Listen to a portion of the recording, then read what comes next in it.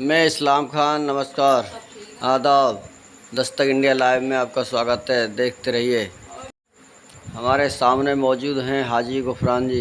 Gufran ji Congress party इसे Gorakhpur park से block अध्यक्ष हैं।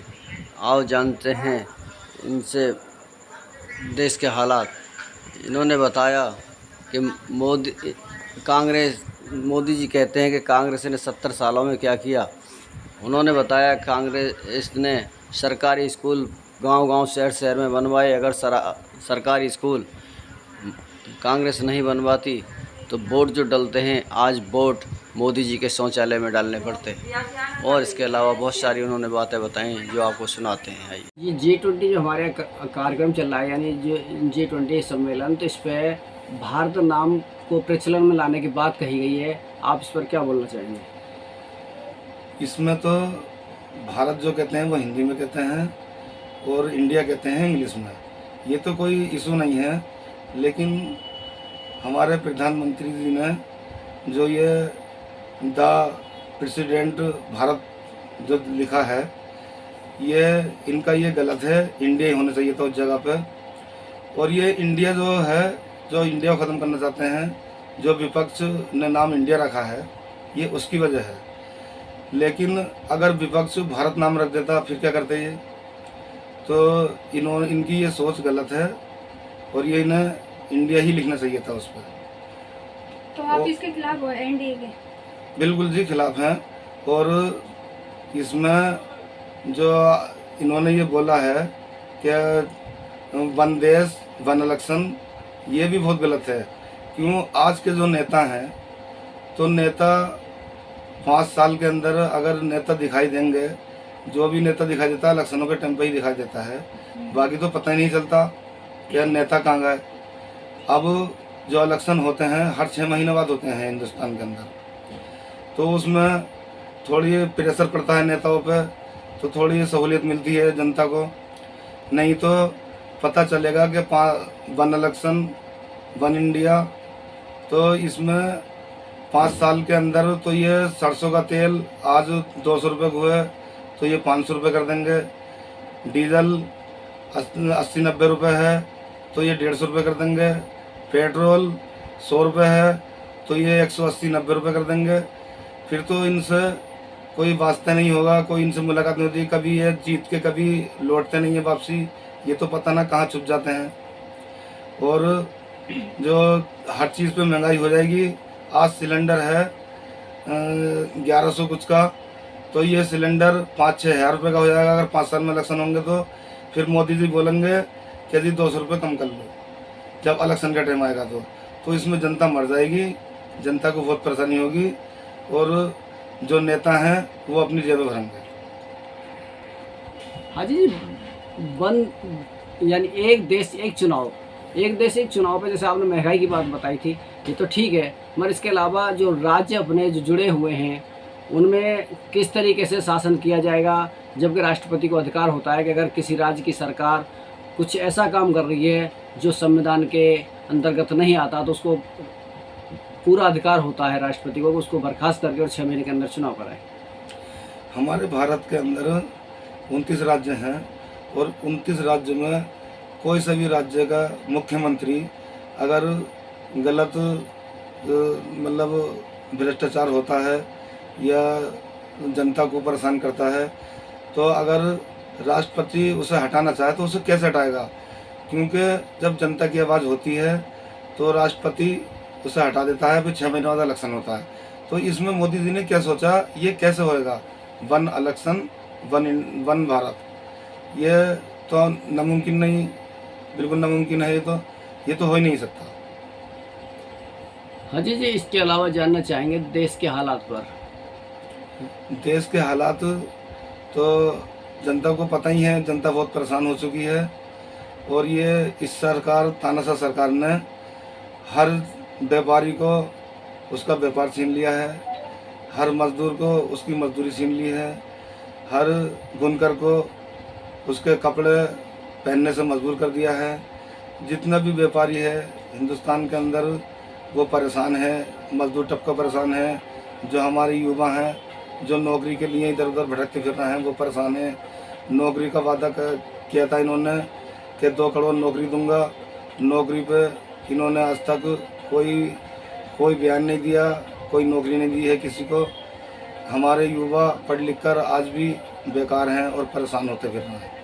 हाँ जी, मणिपुर पर जानना चाहेंगे, जैसे कि मोदी जी ने एक नारा दिया था कि बेटी बचाओ बेटी पढ़ाओ, मगर वहाँ पर तो कुछ और ही नज़ारा देखने को मिला बेटी के साथ जो है।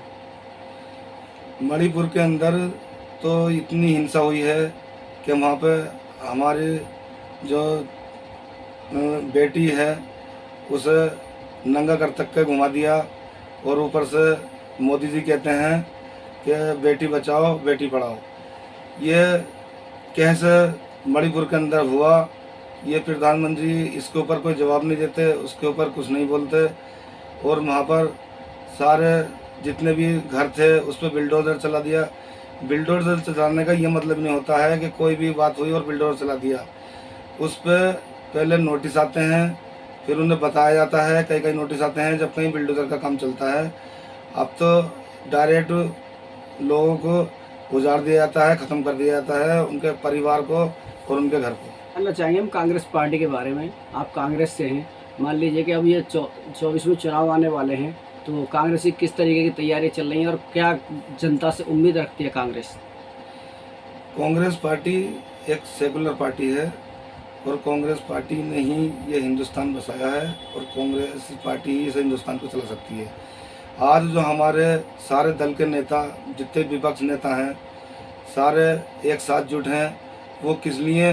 वो उन्हें सब पता है कि अब की बार अगर मोदी सरकार आ गई तो हिंदुस्तान को बिल्कुल बेच दिया जाएगा। जो कुछ पहली बात तो इन 10 सालों में सारे जो भी थे, हमारा लाल किला, मेट्रो और जितने भी वो थे सारे इन्होंने सब बेच दिए हैं, सारे प्राइवेट कर दिए हैं और सब ये हिंदुस्तान को बेच के खा जाएंगे। हमारे प्रधानमंत्री जी बोलते थे, नारा था वो ये था कि कांग्रेस लाओ देश बचाओ। ये सच्चाई थी। कांग्रेस ने आज तक हिंदुस्तान को कुछ दिया है? लिया नहीं है। हिंदुस्तान से कभी भी उन्होंने अपने जिंदगियों के बलिदान दिए हैं और इकट्ठा हुआ है वो इसी वजह से हुआ है कि इस सरकार को ख़त्म करना है। ये तानाशाह सरकार है, क्योंकि कभी भी हिंदुस्तान के अंदर जो तानाशाह सरकार आई है, जब विपक्ष इकट्ठा हुआ है। और कांग्रेस पार्टी वो ऐसी पार्टी है जो उसका जो गांधी परिवार है उसने बहुत बलिदान दिया है। आज राहुल गांधी जी जो राजीव गांधी जी के खून हैं, उन्होंने बस इतना ही बोला था कि 20,000 करोड़ कहाँ गए, तो उन पर उनकी सनस्ता छीन ली, 2 साल की सज़ा करा दी। ये तो सुप्रीम कोर्ट ने जो सही फैसला दिया तो जब उससे बचे हैं। तो पहले के टाइम में जब इंदिरा गांधी की हत्या के बाद कांग्रेस पार्टी फुल बहुमत से जीती थी लोकसभा में, तो कांग्रेस पार्टी के 426 सदस्य थे और बीजेपी के मात्र 2। भाजपा ही खुद अपना चुनाव हार गए थे और उनके 2 सांसद जो थे बीजेपी के, वो डॉक्टर A.K. पटेल और चंद्रू पटला रेड्डी, वो सिर्फ 2 सांसद थे। लेकिन कभी राजीव गांधी ने ऐसा नहीं किया, उन्हें कभी बोलने का मौका न मिला हो, न कभी उनको उनके घर ईडी भेजी गई, न कभी उन्हें खरीदने की कोशिश की, न कभी उनको उनके घर CBI भेजी गई। अगर राजीव गांधी ऐसा करते तो बीजेपी भारत मुक्त जब ही हो जाता। लेकिन ये ऐसी सोच भी और ऐसी मतलब सोच भी लोकतंत्र के अंदर खतरनाक है, भयानक है। राजीव गांधी अगर ऐसा करते तो बीजेपी भारत मुक्त हो जाता। लेकिन आज के टाइम में अगर कोई भी विपक्ष बोलता है, ज़रा भी कुछ भी बोलता है सरकार के बारे में या महंगाई के बारे में या घोटाले के बारे में, तो उसको सीधा जेल में डाल दिया जाता है। उसकी सारी जो पद होते हैं, जो सांसद है, विधायक है, उससे सारे छीन लिए जाते हैं उससे आज तानाशाह सरकार है ये। इस सरकार से तो बस ये कांग्रेस पार्टी जितना भी विपक्ष है इस सरकार से मुक्ति दिला दे जनता को, तो हिंदुस्तान हमारा बचेगा। लेकिन आने वाले टाइम में हमारे हिंदुस्तान का कोई भी भविष्य नहीं है, कोई कुछ नहीं है, बस ये भारतीय जनता पार्टी जानी चाहिए। मोदी जी बोलते हैं कि परिवारवाद परिवारवाद। मोदी जी को ये पता नहीं है क्या कि गांधी जी की हत्या हुई और इंदिरा जी की हत्या हुई, राजीव गांधी की हत्या हुई, उनका खून आज भी इस भारत की ज़मीन पे चीख चीख के बोल रहा है कि मोहब्बत की दुकान खोलो नफ़रत के बाज़ारों में।